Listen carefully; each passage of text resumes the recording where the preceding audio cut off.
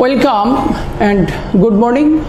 In collaboration of Bangladesh Nursing and Midwifery Council and World Health Organization organized Nursing E-Library online education program. This is Bishwajit Majumdar, Nursing Instructor, Dhaka Nursing College, Dhaka. If I say my educational background, I have completed Masters of Nursing Science from Burapha University, Thailand, and my major is Nursing Administration, and I have completed BSc Nursing from College of Nursing, Mahakali, Dhaka. On behalf of education program, today's subject is Nursing Administration and Management, and topic is Introduction of Management and Manager. So, I prepare some learning objectives.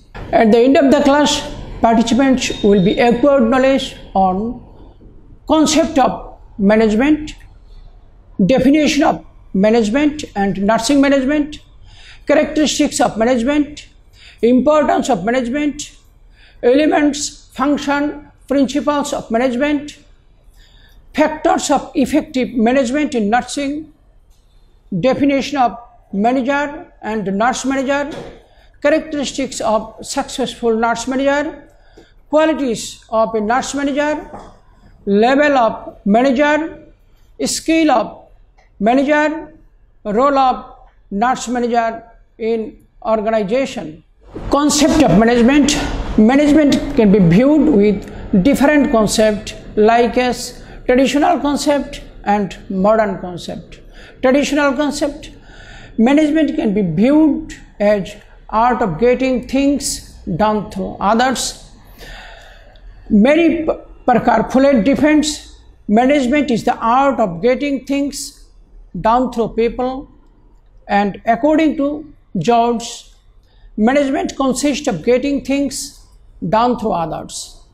Modern concept, management is a universal phenomenon. It is very popular and widely used term. Management is defined as a process of coordinating action and allocating resources to achieve organizational goal. It is a process of planning, organizing, staffing, leading and controlling action to achieve goals. এখানে ম্যানেজমেন্টের যে concept, ম্যানেজমেন্টের কনসেপ্টটাকে বিভিন্ন theorist, বিভিন্ন writer বিভিন্নভাবে ব্যাখ্যা করেছে। এখানে আমি দুটো কনসেপ্ট এনেছি। একটা হচ্ছে ট্রেডিশনাল কনসেপ্ট, এটা হচ্ছে চিরাচরিত কনসেপ্ট, আর একটা হচ্ছে মডার্ন কনসেপ্ট, এটা হচ্ছে আধুনিক কনসেপ্ট। ট্রেডিশনাল কনসেপ্টে মেরি পার্কার ফুলেট উনি বলেছেন যে management is the art of getting things done through people. ম্যানেজমেন্টটা ব্যবস্থাপনা হচ্ছে একটা কলা বা শিল্প যা কিছু লোকের মাধ্যমে করানো হয়। আবার অন্য এক ভদ্রলোক, জর্জ নামে এক ভদ্রলোক, উনি বলেছে যে management consist of getting things done through people. ব্যবস্থাপনার অন্তর্ভুক্ত থাকে কিছু জিনিস যেটা অন্যের মাধ্যমে করানো হয়। Modern concept, modern concept, management is universal phenomenon. Management একটা সার্বজনীন ক্ষেত্র। It is very popular and widely used in term. ইহা অত্যন্ত জনপ্রিয় একটা টার্ম।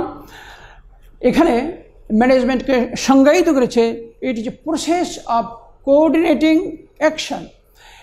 এটা একটা পদ্ধতি, যে পদ্ধতির মাধ্যমে আমাদের সহযোগিতামূলক কাজ করা হয়, and allocating resources to achieve organisational goal. এবং অ্যালোকেটিং রিসোর্স, এখানে আমাদের ম্যানেজমেন্টের ভাষায় রিসোর্স হয়েছে ম্যান মানি ম্যাটেরিয়াল রিসোর্স। সেই রিসোর্সকে সুবিন্যস্তভাবে আলাদা আলাদা করে ভাগ করে দেওয়া হয় এবং এটা আমাদের অর্গানাইজেশনাল গোলকে অ্যাচিভ করার জন্য। It is a process of planning, organising, staffing, leading and controlling action to achieve goal. এ একটা পদ্ধতি যেখানে আমরা প্ল্যান করব, অর্গানাইজ করব, স্টাফিং করব, লিডিং করব, কন্ট্রোল করব আমরা অর্গানাইজেশনের গোলকে অ্যাচিভ করার জন্য। ডেফিনেশন অফ ম্যানেজমেন্ট এখানে বিভিন্ন থিওরিস্ট বিভিন্ন রাইটার বিভিন্নভাবে ডেফিনেশন করেছে, তবে আমি এখানে শুধুমাত্র তিনটে এনেছি। যাই হোক না কেন, এই তিনটের মধ্যে অ্যাকর্ডিং টু হেনরি ফাওয়েল, যিনি ফাদার অফ ম্যানেজমেন্ট, উনি বলেছেন to manage is to forecast, to plan, to organise, to command, to coordinate and to control. According to Peter F. Drucker, management is work and thus it has its own skill, its own tools and its own technique. According to George R. Terry, management is a distinct process consisting of planning, organizing, actuating, controlling performance to determine and accomplish objective by usage of people and resources. আমরা প্রথমে এনেছি যিনি father of modern management Henri Fayol, উনি বলেছেন to manage is to forecast, অর্থাৎ forecast হচ্ছে আপনি ভবিষ্যতে কী করবেন সেইটা সম্পর্কে আপনি ম্যানেজ করবেন, ব্যবস্থাপনা করবেন, সেইটা সম্পর্কে আপনি প্ল্যান করবেন, সেইটা সম্পর্কে আপনি সাংগঠনিক পর্যায়ে কাজ করবেন, সেইটা সম্পর্কে আদেশ নির্দেশ দিতে হবে এবং তাদের সঙ্গে সহযোগিতা করবেন এবং তাদেরকে কন্ট্রোল করবেন। Number 2, according to Peter F Drucker, management is work and such it has its own skill, own tools and its own technique. এখানে বলছে ম্যানেজমেন্ট একটা কাজ যেটার একটা নিজস্ব দক্ষতা আছে, নিজস্ব টুল আছে। এখানে টুল বলতে যন্ত্রপাতি, যন্ত্রপাতি বলতে আপনার material resource and its own technique, অর্থাৎ আপনি কোন টেকনিকে এই ম্যাটেরিয়ালকে আপনি কাজে লাগাচ্ছেন সেইটাই হচ্ছে management. According to George R Terry, উনি বলেছেন management is a distinct process. Management একটা স্বতন্ত্র বৈশিষ্ট্য সম্পন্ন একটা পদ্ধতি, যেখানে থাকবে planning, organising, executing and controlling performance to determine, অর্থাৎ তাদের যে পারফরমেন্স আছে, তাদের যে যোগ্যতা আছে, সেই যোগ্যতাকে নির্ণয় করবেন and accomplish objective by the usage of people and resources, এবং আপনার প্রতিষ্ঠানে যে সমস্ত লোকজন আছে এবং আদার যে রিসোর্স আছে মানি ম্যাটেরিয়াল, সেইগুলিকে আপনি কীভাবে কাজে লাগাচ্ছেন এবং সেই কাজে লাগিয়ে আপনার প্রতিষ্ঠানের যে গোল অ্যাচিভ করেন সেইটাকে বলছে management. Now concept of nursing management. The concept of nursing management can be derived from various definitions given by the thinkers of management discipline. It can be viewed in terms efficiency or performance oriented view, decision oriented view, personnel oriented view, function or activities oriented view. According to the concept given by various authors, nursing management can be defined as the process by which the nurse manager forecast, plan, organize, coordinate and control the efforts of nursing personnel to accomplish organizational goal. এখানে nursing ম্যানেজমেন্টের কনসেপ্টে বিভিন্ন theorist, বিভিন্ন writer বিভিন্নভাবে তারা management সম্পর্কে চিন্তা ভাবনা করেছে এবং সর্বশেষে তারা বলেছেন যে এফিসিয়েন্সি আর পারফরমেন্স ওরিয়েন্টেড ভিউ, কর্মক্ষমতা বা তার যোগ্যতা অনুযায়ী যে ওরিয়েন্টেড সেটি সম্পর্কে বলেছে। ডিসিশন ওরিয়েন্টেড ভিউ, তার সিদ্ধান্তমূলক গ্রহণের যে ক্ষমতা তার উপর ভিত্তি করে ওনারা একটা পথ বের করছেন।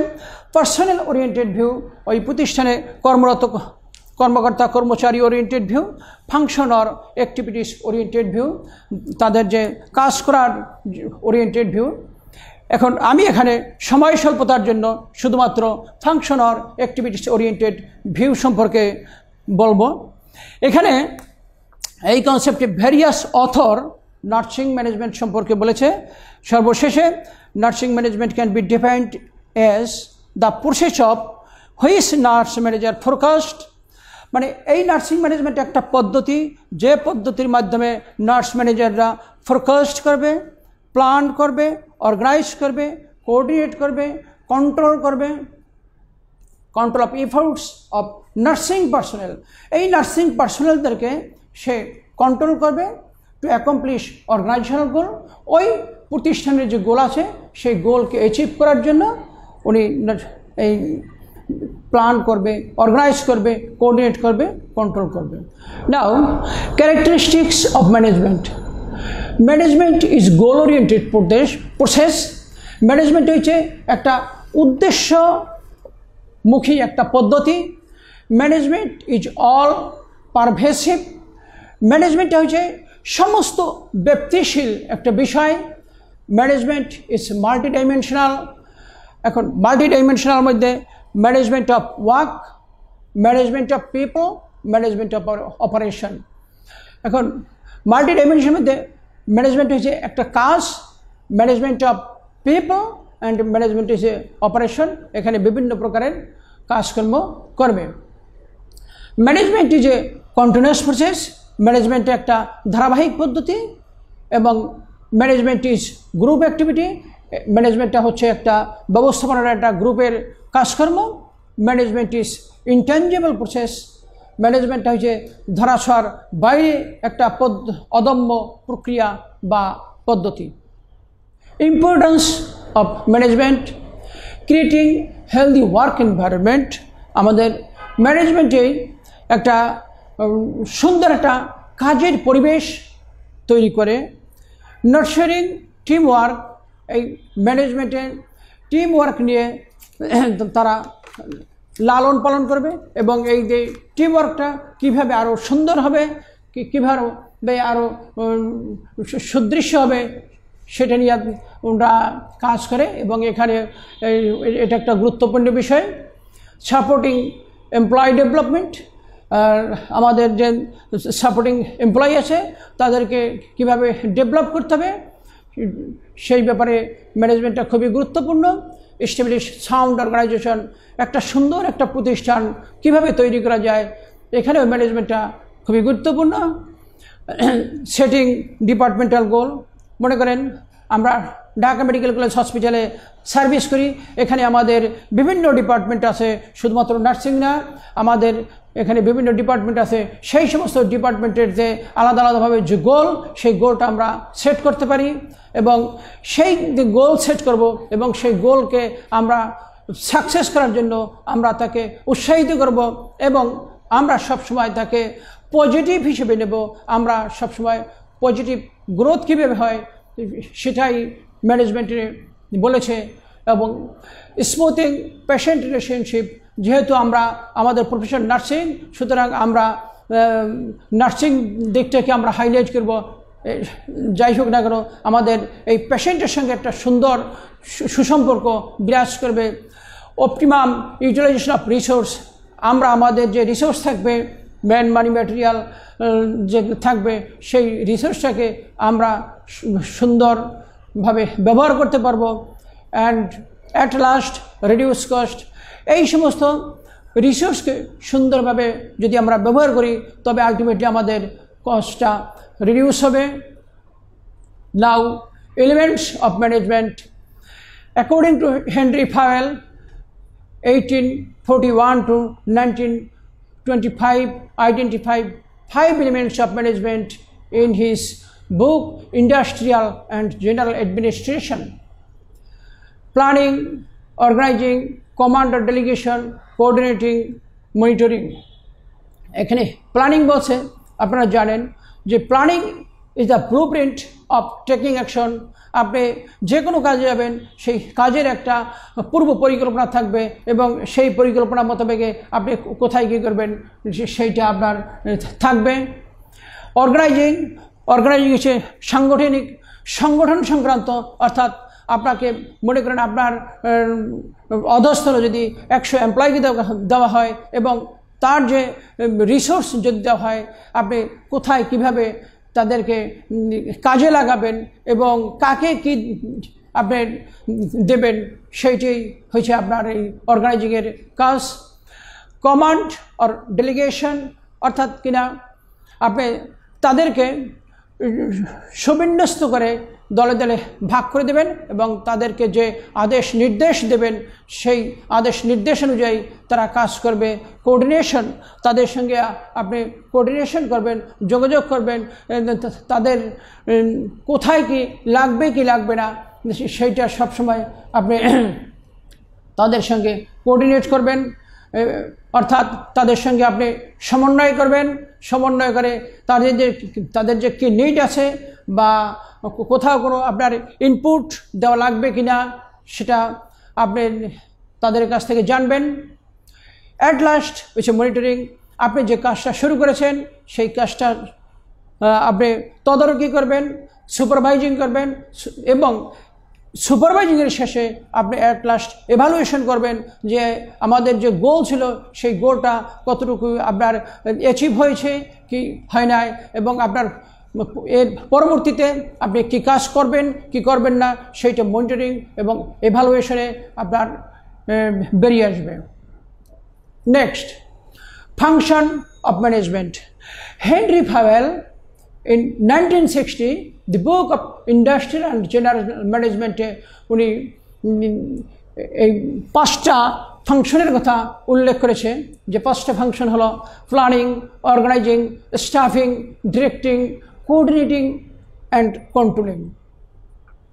নাও প্ল্যানিং, আমি একটু আগেই বলেছি যে planning is the blueprint of taking action, অর্থাৎ আপনি একটা কাজ করতে যাবেন সেখানে আপনি একটা নীল নকশা তৈরি করবেন এবং এখানেই আপনি কাজটা কীভাবে করবেন সেইটার রুল রেগুলেশন সব কিছু আপনারা এই প্ল্যানিংয়ের তৈরি করবেন। নাও অর্গানাইজিং। অর্গানাইজিং হচ্ছে সংগঠন সংক্রান্ত, আপনার সংগঠন সংক্রান্ত। মনে করেন আপনার 100 এমপ্লয়ি আছে, তাদেরকে আপনি কিভাবে কাজে লাগাবেন এবং এর যে রিসোর্স আছে সেই রিসোর্সকে অ্যালোকেট করে দেবেন এবং আপনার কোথায় কি লাগবে সেইটা আপনি দেখবেন। না স্টাফিং। এখন স্টাফিং হয়েছে আপনার অধীনস্থ, মনে করেন 100 এমপ্লয়ি আছে, তাদেরকে আপনি অল্প অল্প করে আপনি ভাগ করে দেবেন, যেভাবে আপনার ভাগ করা উচিত সেইভাবে। কিন্তু এইখানে আপনি প্রায়োরিটি বেসিসে যে যে কাজ ভালো পারবে তাকে সেই কাজেই আমাদের সেটিং করা উচিত এবং তাকে যদি আমরা সেইভাবে সেটিং করি তাহলে আমাদের ওয়ার্ক আউটপুটটা আমাদের ভালো হবে। নাও ডিরেক্টিং, আপনি যে আদেশ নির্দেশ যে দেবেন এবং আপনার এই প্রতিষ্ঠানে যে প্রাতিষ্ঠানিক যে রুল আছে সেই রুলের উপর বেসিস করে আপনি আদেশ নির্দেশ দেবেন এবং এগুলি দেবেন আপনার অর্গানাইজেশনাল গোলকে অ্যাচিভ করার জন্য। কোঅর্ডিনেটিং, আপনি তাদের সঙ্গে সমন্বয় করবেন, তাদের সঙ্গে কমিউনিকেশন করবে, কার কি নিড আছে কার কি নিড নাই এবং কাকে ইনপুট দরকার এবং কাকে দরকার নাই, যাকে যেভাবে আপনার দরকার তাকে সেইভাবে দেবেন। এবং অ্যাট লাস্ট কন্ট্রোলিং, অর্থাৎ এই কন্ট্রোলটা আমরা একটা বিনি সুতার মাধ্যমে একটা কন্ট্রোলিং করব। সে কন্ট্রোলিংটা হচ্ছে যে আমরা তাদেরকে ভালোবাসবো এবং তাদের যে কাজের যে জবাবদিহিতা যে অ্যাকাউন্টেবিলিটি আমরা সেটাও নেব এবং এই নেওয়ার পাশাপাশি আমরা যে তাদের যে মনিটরিং করব সেই মনিটরিংয়ে কিন্তু আমাদের আলটিমেটলি হয়ে গেছে এবং এটাই আমাদের ম্যানেজমেন্টের কাজ। Principal of management, Henri Fayol 1916 উনি book of industrial and general অ্যাডমিনিস্ট্রেশনে উনি উল্লেখ করেছেন যে 14 principles of management are as follows. Now division of work, authority, discipline, unity of command, unity of direction, subordination, remuneration, centralization, escalate chain, order, equity, stability of tenure personnel, initiative, Egypt corps. এখন আমাদের যে division of work, আমরা ম্যানেজমেন্টে আছি, আমরা আমাদের কাজটাকে ভাগ করে দেব। দেন অথরিটি, এখানে অথরিটি বলতে মনে করেন নার্সিং সেকশনের কথা যদি বলি, তবে আমাদের অথরিটি হচ্ছে নার্সিং সুপারিনটেন্ডেন্ট। এরপরেও আমাদের অথরিটি রয়ে যায় deputy nursing superintendent, assistant nursing superintendent, nursing supervisor. At last আমার ওয়ার্ড ইনচার্জকে আমি অথরিটি হিসেবে নিয়েছি, কারণ কোথায় কি কাজের ইনপুট আউটপুট দেওয়া দরকার আমাদের এই ওয়ার্ড ইনচার্জ এবং নার্সিং সুপারভাইজারই দিয়ে থাকে। সুতরাং আমরা যে অথরিটি হিসেবে কাজ করব সেটাও মনে রাখতে হবে। ডিসিপ্লিন মানে নিয়মানুবর্তিতা। আমরা প্রত্যেকেই কাজ করি এবং সেখানে আমাদের ডিসিপ্লিন মেনে চলতে হয়, কারণ ডিসিপ্লিন শুধুমাত্র যে কাজের জন্য সেটা না, আমি নিজেকে শিক্ষিত, ভদ্র, সভ্য, নম্র হিসেবে পরিচিত করার জন্য আমরা ডিসিপ্লিনকে মেনে চলব। নাও ইউনিটি অফ কমান্ড হচ্ছে একক আদেশ থাকবে, সেই একক আদেশ যদি না থাকে এবং ইউনিটি অফ ডিরেকশন একক নির্দেশ যদি না থাকে, আমাদের একই কাজ আপনি মনে করেন যে তিনজনই এসেছে, তিনভাবে আমাকে আদেশ নির্দেশ দিয়েছে, তখন আমাদের কাজের মধ্যে একটা হেফাজত লেগে যাবে। সুতরাং হেফাজত যাতে না হয় এবং আমরা যাতে একই চেইনের ভিতরে থাকি, সেজন্য আমাদের ইউনিটি অফ কমান্ড এবং ইউনিটি অফ ডিরেকশনকে এখানে প্রিন্সিপাল হিসেবে এনেছে। Subordination of individual interest to general interest, অর্থাৎ আমরা আজ্ঞানুবর্তিত থাকব। আমাদের যে অথরিটি থাকবে, অথরিটির প্রতি আজ্ঞানুবর্তিতা থাকতে হবে। রিমুনারেশন, এখানে রিমুনারেশন বলতে শুধুমাত্র আমাদের ম্যানেজমেন্টের আন্ডারে যত এমপ্লয়ি স্টাফ আছে তাদের কাছ থেকে যদি আমি কাজ চাইলে হবে না, পাশাপাশি তাকে রিমুনারেশন দিতে হবে। আপনার এই কাজ করলে আপনার এই রিমুনারেশন পাশাপাশি আপনার রেপুটেশন দিন দিন বৃদ্ধি পাবে। এরপর হচ্ছে সেন্ট্রালাইজেশন, আমাদের যে আদেশ নির্দেশ কমান্ড যেটা আসবে সেটা সেন্ট্রাল থেকে আসবে এবং যে কোনো যদি সিদ্ধান্তের যদি করতে হয় সেটাও কিন্তু আমাদের এই সেন্ট্রাল থেকে আসবে সিদ্ধান্ত গ্রহণ। স্কেলার চেইন, এখন স্কেলার চেইন বলছে এটা একটা হায়ারার্কি মেনটেন করতে হবে। মনে করেন আপনারা এই যে চাকরি করেন, আমাদের এই নার্সিং চাকরির কথাই বলি, স্কেলার চেইনটা হয়েছে যে nursing superintendent, next deputy nursing superintendent, assistant nursing superintendent, nursing supervisor, ward in charge. এখন আমরা কখনোই এই চেইনটাকে আমরা ভায়োলেট করতে পারবো না।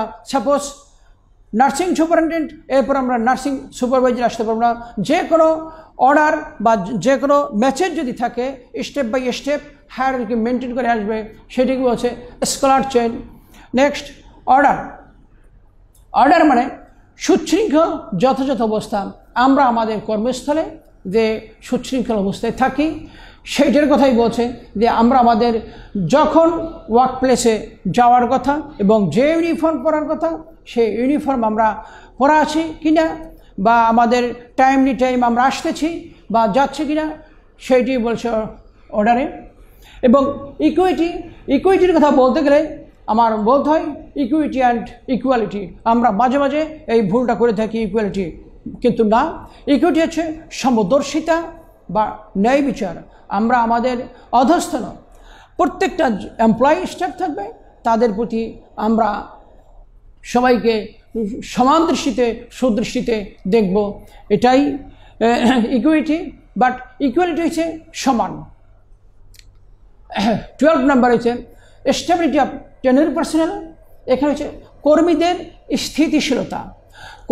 স্থিতিশীলতা। অর্থাৎ মনে করেন আমার ক্ষেত্রে এক নিয়ম আর অন্য আরেকজনের ক্ষেত্রে আর এক নিয়ম বা আরেকটা চাকরির শর্তাবলী, সেটা হবে না। সবাই সমান থাকতে হবে। এতে হবে কি আমাদের যে জবের যে টার্নওভার, সেই টার্নওভারটা আরও কমবে। নাও ইনিশিয়েটিভ, এখন ম্যানেজমেন্টেরই সমস্ত কাজে ইনিশিয়েটিভ নিতে হবে, কারণ যারা এমপ্লয়ি থাকবে, স্টাফ থাকবে, তাদের ইনিশিয়েটিভ হয়তো বা তারা নিতে পারে, বাট মূল ইনিশিয়েটিভ যারা ম্যানেজমেন্টে থাকবে তারাই নেবে। ইজিপ্টি কর্পস হচ্ছে অন্তরঙ্গ বন্ধুত্ব। এখন আমরা এত সময় অনেক কথাই বলছি, এমপ্লয়ি স্টাফদের এই যে গাইডেন্স, মনিটরিং, বিভিন্নভাবে বিভিন্ন কিছু বলছি, কিন্তু তাদের সঙ্গে একটা অন্তরঙ্গ বন্ধুত্ব থাকতে হবে, যে বন্ধুত্বের মাধ্যমে আমার অর্গানাইজেশনের যে গোল থাকবে সেই গোলটা সুন্দরভাবে অ্যাচিভ হবে। Now influencing factors of effective management. এখানে আমরা কিছু ফ্যাক্টর এনেছি যেটা আমাদের ফলপ্রসূ ম্যানেজমেন্টের ক্ষেত্রে ফ্যাক্টর হিসেবে কাজ করে। Number 1 goal setting, number 2 transparent communication, number 3 training, number 4 performance measures, number 4 employee involvement, number 6 culture, number 7 organisation structure, number 8 teamwork, number 9 readiness of change, number 10 socio-economic factor, law and technology। আমরা এখানে factor হিসেবে এনেছি গোল setting. আমরা যদি ম্যানেজমেন্টে বসে আমরা যদি গোলটাকে যদি সঠিকভাবে আমরা যদি সেট না করতে পারি, সেখানে এই গোল সেটিংটা একটা ফ্যাক্টর হিসেবে কাজ করে। এবং ট্রান্সপারেন্ট কমিউনিকেশন, ট্রান্সপারেন্ট স্বচ্ছ যোগাযোগ ব্যবস্থা। এখন স্বচ্ছ যোগাযোগ ব্যবস্থা কি? এখন এই যোগাযোগের ক্ষেত্রে যদি আমরা এই ইনডিভিজুয়ালি ভাষাভাবে যদি আমরা কোনো যদি যোগাযোগ যদি করি, সেখানে কিন্তু আমাদের এই যে সেটা কিন্তু ইফেক্টিভ ম্যানেজমেন্টের ক্ষেত্রে ইনফ্লুয়েন্সিং ফ্যাক্টর হিসেবে কাজ করে। ট্রেনিং, আমাদের মাঝে মধ্যে এটা প্রায় শোনা যায় যে একজন যাকে ট্রেনিং দেওয়া দরকার তাকে ট্রেনিং না দিয়ে অন্যজনকে দেয়। যাই হোক না কেন, যে পার্সোনালে ট্রেনিং পাওয়ার উপযোগী বা উপযুক্ত হিসেবে আমরা বিবেচিত করি তাকেই ট্রেনিং প্রদান করতে হবে। এক্ষেত্রে ট্রেনিংটাও আমাদের একটা ইনফ্লুয়েন্সিং ফ্যাক্টর হিসেবে ব্যবহৃত হচ্ছে। পারফরমেন্স মেজার, আপনাদের গার্জিয়ানরা যারা গভর্নমেন্ট অথবা নন গভর্নমেন্ট চাকরি করে তাদের আপনারা দেখবেন যে প্রতি বছর একটা অ্যানুয়াল পারফরমেন্স রিপোর্ট প্রদান করে। পারফরমেন্স মেজার হচ্ছে আপনার যে কাজের যে পরিমাপ করে, সেই পরিমাপের উপর ভিত্তি করে তার যে একটা রিপোর্ট, সেই রিপোর্টটা দেওয়ায় যদি আমরা কোনো রিপোর্টটা দেওয়ার ক্ষেত্রে যদি কোনো বিঘ্ন ঘটে, তবে আমরা এটাকে ইনফ্লুয়েন্সিং ফ্যাক্টর হিসেবে ধরে নিয়েছি। এমপ্লয়ি ইনভলভমেন্ট, আমার মনে করেন আমার আন্ডারে 100 লোক কাজ করে, সেই সবাইকে আমার ওই কাজের সঙ্গে সম্পৃক্ত করতে হবে। যদি আমি সম্পৃক্ত করতে না পারি, এটাও আমার একটা ফ্যাক্টর হিসেবে ধরেছে। আর যেটা হচ্ছে culture is the most important factor আমি মনে করি। কারণ এখানে আমরা হিন্দু, মুসলিম, বৌদ্ধ, খ্রিস্টান বিভিন্ন সম্প্রদায়ের লোকে কাজ করি।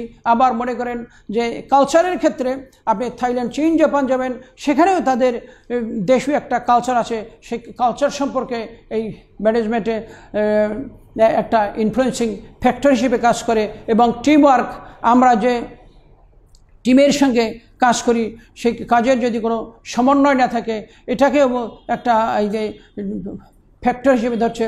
অর্গানাইজেশন স্ট্রাকচার, এখন অর্গানাইজেশন স্ট্রাকচার আপনারা দেখবেন, যদি আপনারা যারা ঢাকা মেডিকেল কলেজে আসেন অথবা চিটাগং মেডিকেল কলেজে আসেন, সেখানে দেখবেন যে এই প্রতিষ্ঠানের একটা অর্গানাইজেশন একরকম। আবার মনে করেন আপনি উপজেলা স্বাস্থ্য কমপ্লেক্সে যাবেন, সেখানে দেখবেন আর এক রকম তার স্ট্রাকচার, ওই অর্গানাইজেশন স্ট্রাকচার কিছুটা হেরফের করে। এবং সেটাও কিন্তু ইফেক্টিভ ফ্যাক্টর হিসেবে কাজ করছে। এবং রেডিনেস অফ চেঞ্জ, অর্থাৎ আপনার যুগের সঙ্গে আপনার পরিবর্তন হতে হবে, আপনার প্রতিষ্ঠানের পরিবর্তন হতে হবে। আপনি মনে করেন যে আজ থেকে 10 থেকে 12 বছর আগে আমাদের দেশে কম্পিউটারের প্রচলনটা কম ছিল, কিন্তু আমরা এখন আমাদের সমস্ত কাজের ক্ষেত্রে এই অফিস বলেন, বাসায় বলেন, সেখানে কিন্তু আমরা এই কম্পিউটার, তারপর অ্যান্ড্রয়েড মোবাইল প্রভৃতি নিয়ে এসেছি। এই যে আমাদের যে একটা এই আগের থেকে যে আমরা এই যে আপডেট হচ্ছি বা পরিবর্তন হচ্ছি, সেই পরিবর্তন সম্পর্কে আমরা আমাদেরকে সচেতন রাখবো। সেই সচেতন রাখাটা সেখানেও সেটাও একটা ফ্যাক্টর হিসেবে কাজ করছে। এরপর সোশিও ইকোনমিক ফ্যাক্টর, আর্থসামাজিক ফ্যাক্টর, রুল রেগুলেশন অ্যান্ড টেকনোলজিকে একটা ফ্যাক্টর হিসেবে চিহ্নিত করেছেন। ম্যানেজার, আমরা অনেকেই ম্যানেজার সম্পর্কে বলি। এখন ওয়ারেন বেনিন সে বলেছে manager are people who do things right. যাই হোক না কেন, আমাদের এখানে দুটো সংজ্ঞা নিয়েছি। A manager is a person who is responsible for directing the efforts aimed at helping organization to achieve their goals, as for example director, nursing superintendent. And অন্য একটা সংজ্ঞা নিয়েছি, manager is an individual employed by an organization who is responsible and accountable for efficiently accomplishing the goal of the organization. আমরা ম্যানেজারের সংজ্ঞা হিসেবে এনেছি, manager একটা পারসন যে দায়িত্বপ্রাপ্ত থাকবে for directing the efforts aimed at helping organisation, অর্থাৎ অর্গানাইজেশনের যে গোল থাকবে সেই গোলকে অ্যাচিভ করার জন্য উনি দায়িত্বপ্রাপ্ত একজন লোক থাকবে। আবার বলেছেন যে manager is an individual employed by an organisation, একটা অর্গানাইজেশন কর্তৃক ম্যানেজার আলাদাভাবে নিয়োগ করা থাকে, যিনি রেসপন্সিবল অ্যান্ড অ্যাকাউন্টেবল থাকবে for efficiently accomplish the goals of the organisation, যিনি অর্গানাইজেশনের গোলকে অ্যাচিভ করবেন। এরপর আমি এনেছি নার্স ম্যানেজার। যেহেতু আমরা আমাদের প্রফেশন নার্স, সুতরাং নার্স ম্যানেজার সম্পর্কে দু একটি কথা বলতেই হয়। Nurse manager R responsible for overseeing, hearing, stuffing and performance reviews for their teams. Nurse manager have a direct impact on the quality of care provided by staff nurses.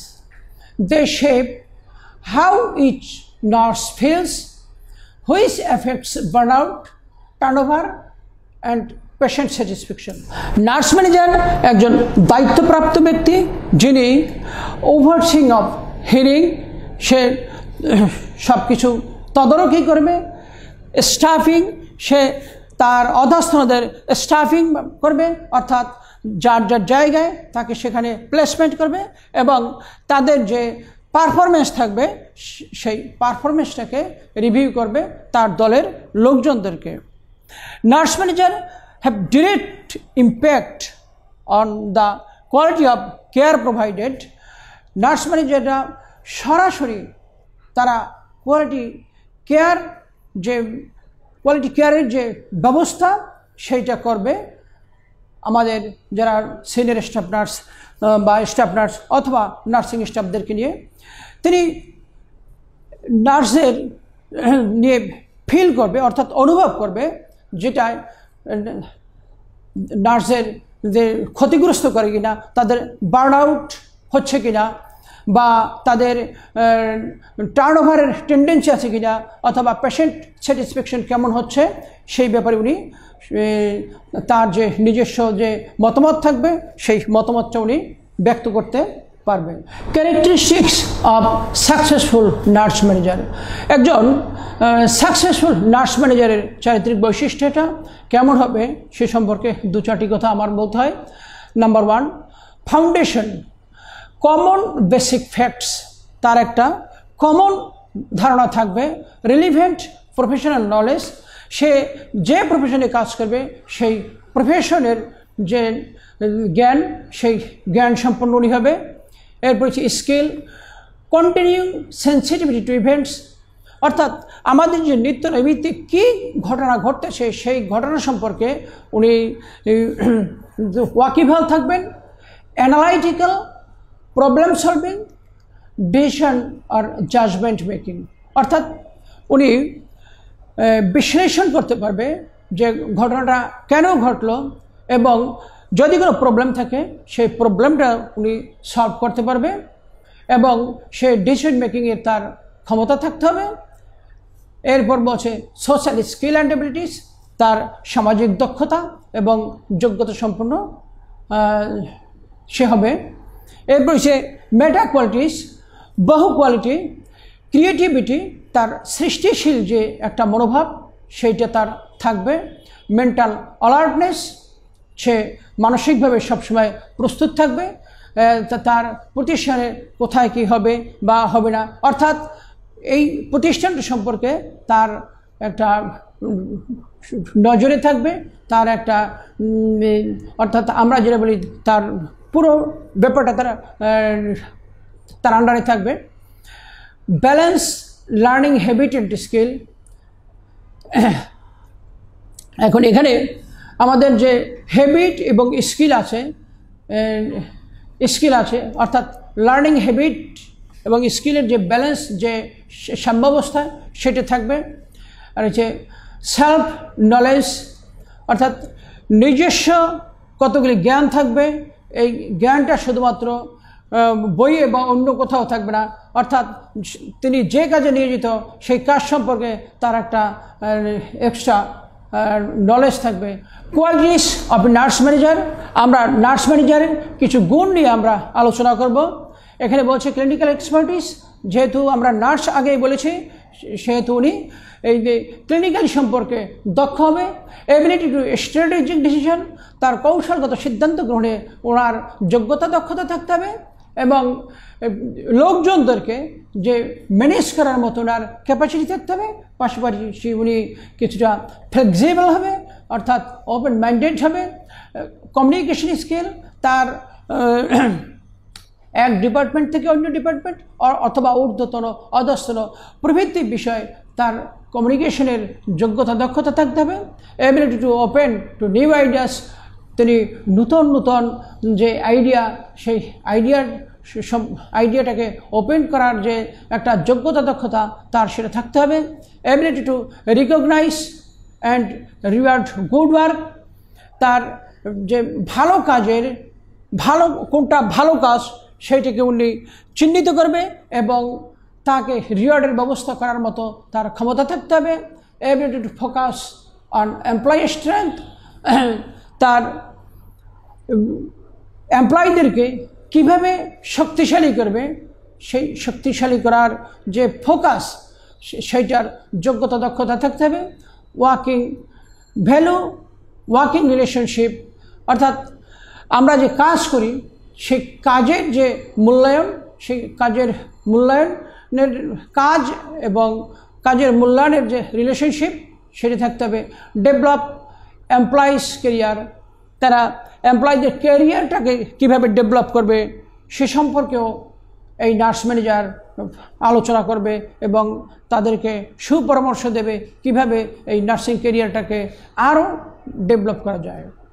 Now level of nurse manager, আমরা জানি যে nurse ম্যানেজারের 3টে লেভেল। এখানে top level manager, mid level manager, lower level আর operational level manager.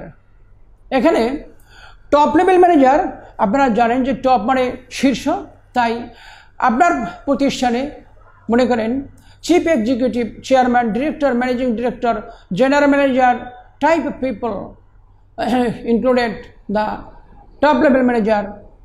এই top level ম্যানেজারেই মূলত এই যে পলিসি প্ল্যান এগুলি অ্যাচিভ করে ওই অর্গানাইজেশনের কি গোল থাকবে সেই গোলটাকেও কিন্তু তিনি তৈরি করেন।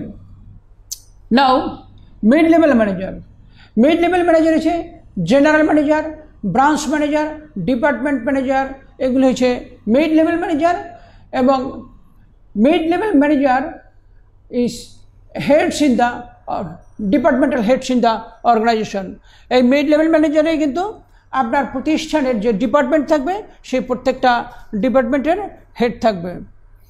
নাও লো লেভেল আর অপারেশনাল লেভেল ম্যানেজার, এই অপারেশনাল লেভেল ম্যানেজারে এখানে এনেছি supervisor, superintendent, foreman, sub department executive, shift in charge, অর্থাৎ আমাদের যে ওয়ার্ড ইনচার্জ থাকে এরাই হচ্ছে এই লোয়ার লেভেল আর অপারেশনাল লেভেল ম্যানেজার।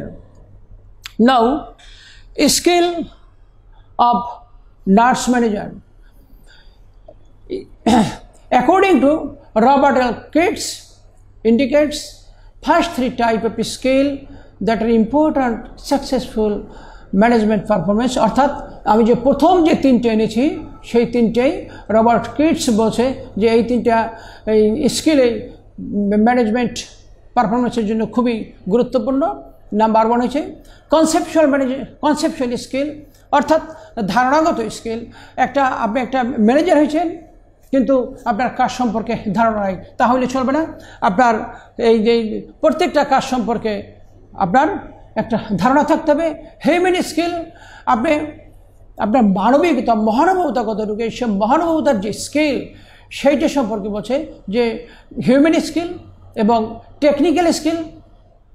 টেকনিক্যাল স্কিলটাকে বলেছে যে আমরা যে টেকনোলজি ইউজ করে আজকে আমরা নার্সিং লেভেলের অনলাইন এডুকেশন দিচ্ছি, সেই এডুকেশনের যে ব্যবস্থা করেছে এখানেও কিন্তু এটা একটা টেকনিক্যাল স্কিল হিসেবে আমরা অভিহিত করতে পারি। নাও ডায়াগনস্টিক স্কিল, এখন তিনি ডায়াগনোসিস করবে বা তার করার মতো ক্ষমতা থাকতে হবে। এবং পলিটিক্যাল স্কিল, এখানে পলিটিক্যাল দিক থেকেও তার দক্ষতা থাকতে হবে এবং তার নেতৃত্বের দক্ষতা থাকতে হবে, তার যোগাযোগের ক্ষেত্রে তার দক্ষতা থাকতে হবে।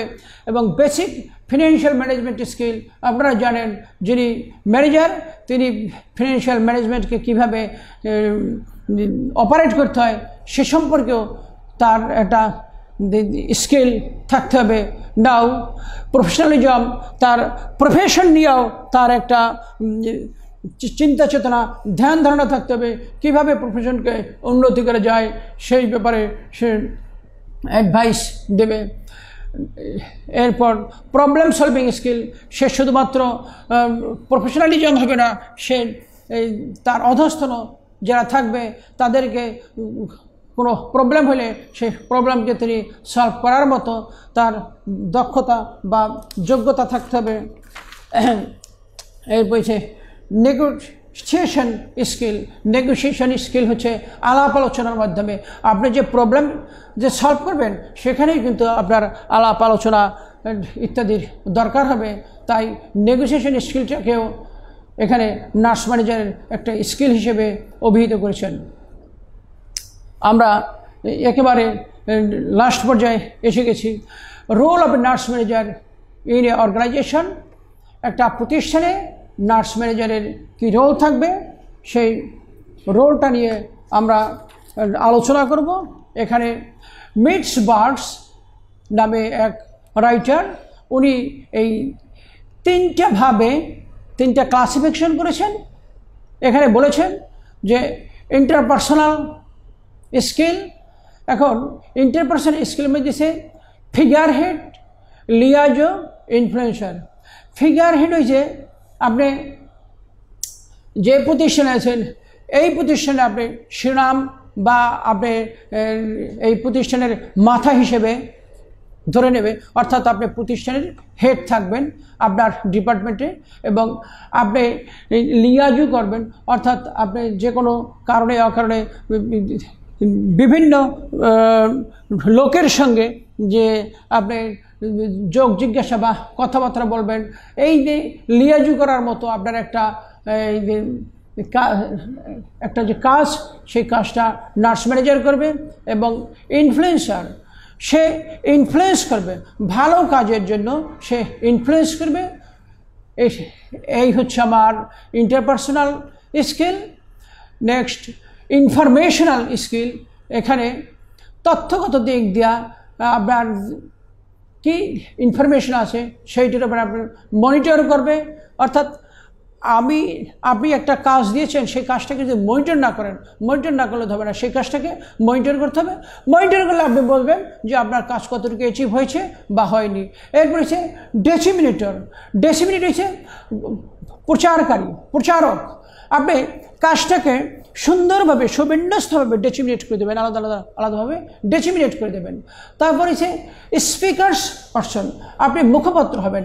আপনার সাপোজ কোনো সাংবাদিক বা ঊর্ধ্বতন যদি কোনো ব্যক্তি আসে, সেখানে আপনি মুখপাত্র হিসেবে সেই সম্পর্কে আপনি দু চারটি কথা যা প্রয়োজন সেইটা আপনি বলতে পারবেন। এরপর হচ্ছে ডিসিশনাল রোল, যে সিদ্ধান্তমূলক যে তার যে ভূমিকা, সেটা হচ্ছে এন্টারপ্রেনিউয়ার মানে হচ্ছে উদ্যোক্তা। সে উদ্যোগী হবে, প্রত্যেকটা ভালো কাজের জন্য সে উদ্যোগী হবে এবং সে ভালো কাজের জন্য তার অধস্তনদেরকে ইনিশিয়েট করবে, মোটিভেট করবে। এরপর হচ্ছে ডিস্টারবেন্স হ্যান্ডেলার, অর্থাৎ যদি কোনো ঝামেলা থাকে সেই ঝামেলাকে সে যে হ্যান্ডেল করবে, সেই হ্যান্ডেল করাও তার কাজ। এরপর হচ্ছে রিসোর্স অ্যালোকেটর, আপনার প্রতিষ্ঠানে যে রিসোর্স থাকবে, অর্থাৎ রিসোর্স মানে আপনার ম্যান মানি ম্যাটেরিয়াল যে রিসোর্স থাকবে, সেই রিসোর্সকে প্রপার প্লেসে প্রপার পার্সনকে এবং আপনার যেখানে যেভাবে রিসোর্সকে সুবিন্যস্তভাবে অ্যালোকেট করার দরকার সেইটা করবে। এরপর হচ্ছে ইনফ্লুয়েন্সার না নেগোশিয়েটর হচ্ছে কি আপনার আলাপ আলোচনা করবে, যে কোনো ব্যাপার নিয়ে আপনার যে কোনো প্রবলেম হইতে পারে অথবা যে কোনো বিষয় নিয়ে আলাপ আলোচনা থাকতে পারে, সেটা আমাদের এই নার্স ম্যানেজাররাই এই আলাপ আলোচনাটা করবে। আমাদের এই লেকচারের শেষ প্রান্তে এসে পৌঁছেছি। আপনাদের যদি কারো কোনো উপস্থিতির সমস্যা হয় বা আপনাদের যদি কোনো মন্তব্য থাকে, তাহলে এই ভিডিওর যে কমেন্টস বক্স থাকবে সেই কমেন্টস বক্সে আপনারা লিখে জানাতে পারেন। আমি আপনাদের যথাযথ উত্তর দেওয়ার চেষ্টা করব। ধন্যবাদ আপনাদের সবাইকে।